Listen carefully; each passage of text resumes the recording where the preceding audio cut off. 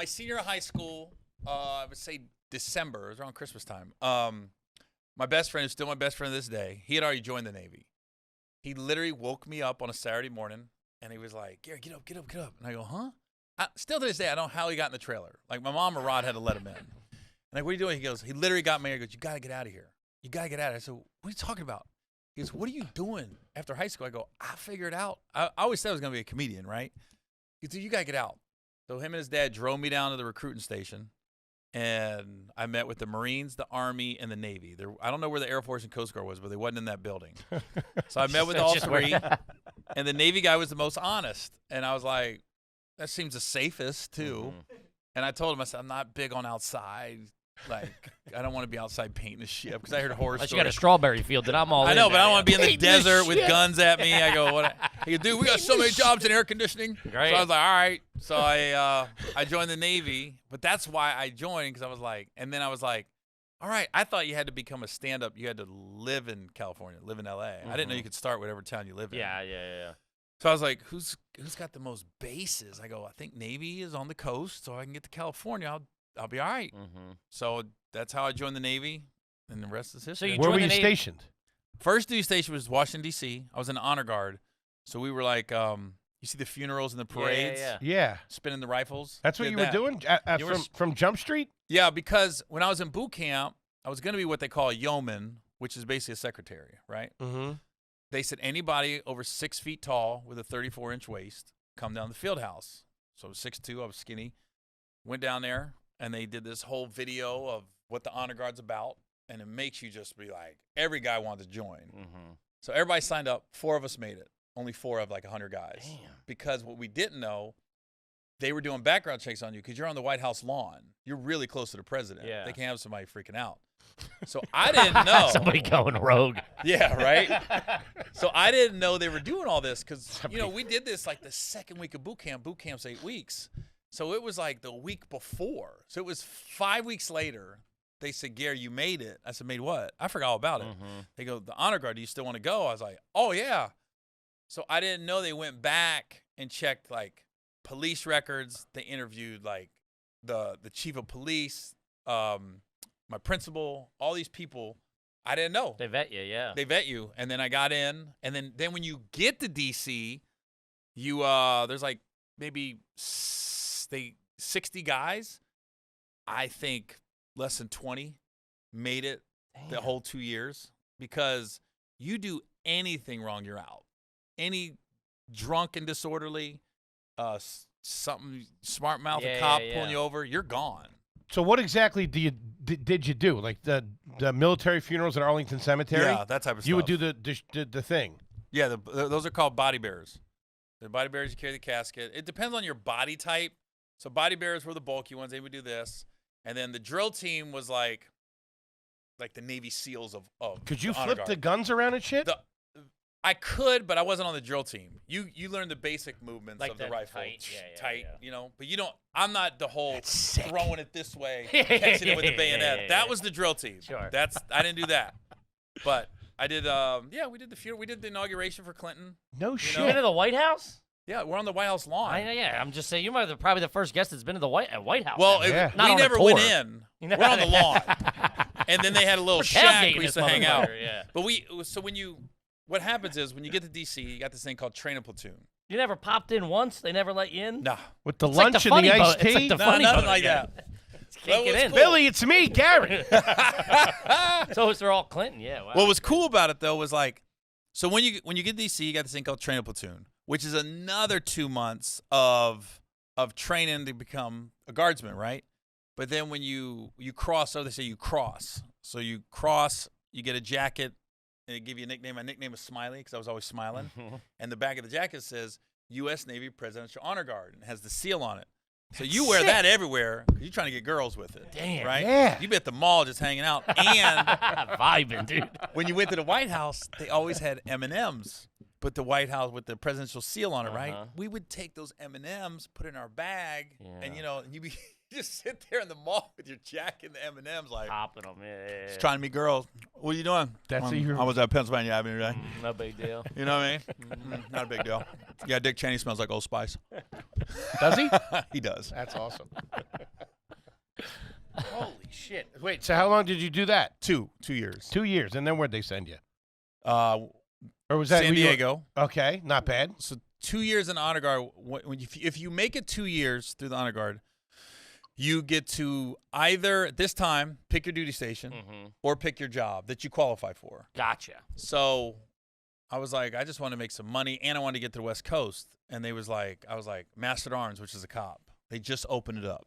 So I was like, oh yeah, I'll do that. So I went to the police academy in San Antonio, What? and then I got stationed out in San Diego. Wait, was it a Navy police academy or a Yeah, regular Navy Police Academy. Navy Okay. Police, yeah. But So it's you're on regular the police base. academy. Like The it's police like academy police is on the base though. Yeah. Gotcha, But you know, bases, we have base housing, we have nightclubs. Yeah. We have everything except we don't get a lot of murders, obviously. But you get domestic violence, you get DUIs. It's a little city, Yeah, self-enclosed. little town. But you Damn. know everybody. So you're not pulling over a guy you don't know. You're pulling over like, bro, what are you doing? Rodney, Chill. you again? Yeah. Oh Rodney. shit, that's awesome. That's why I let everybody go, because I knew everybody. Like everybody I let Gary's everybody numbers go, were bro. terrible. Yeah. Gary, you got to write one ticket. I know, Tanking over right? there. And then you did that until your 5 years were up? Yeah, I did that for 4 years, and then I was out. But I started doing stand-up while I was in the Navy. So when I got stationed in San Diego, I was like, all right, I'm going to get in the phone book. I'm showing my age and start looking up comedy clubs. Uh-huh. My first day in San Diego, I would call this place called the Comic Castle. Okay. And I said, hey, how's it going, man? You got open mic? The guy goes, hold on, let me check. And I went, huh? He comes back. He goes, I can't find him. I said, what? What are you talking about? He goes, I can't find him. I go, wait a minute. Is this a comedy club? He goes, no, this is a comic book store. He was looking for a superhero named Open Mike. That's And then- great. He gave me the number to the comedy store, though, Mhm. and said, dude, if you're trying to be a stand-up, call the comedy store. So call the comedy store. Open mic was Sunday nights. Is this the La Jolla one? Or Yeah, La Jolla. Gotcha. We love that And room. Great room. Open mic was Sunday nights, and went up the first Sunday and did about as bad as you can do Been there, Daddy-O. because Was there last night? oh really? Well, I did bad because I was 20, so I wasn't of age. So open mic, I never been to one of these. I'm going up at like 1 a.m. At this point, there's 10 people in the audience, but there's still 20 comics in the back. The comics aren't heckling, but they do what comics do to disrupt you. So if I would do like a setup, they'd be like, ha! I hate that But shit. wouldn't let me I get through the hate point. that. I'm going like this. Woo! And I could hear them like they wouldn't let me get through a joke. And I only got these 5 minutes I've been working out my brain. I can't go right or left. So I just remember I had a beer in my hand and I said, hey, all you comics in the back.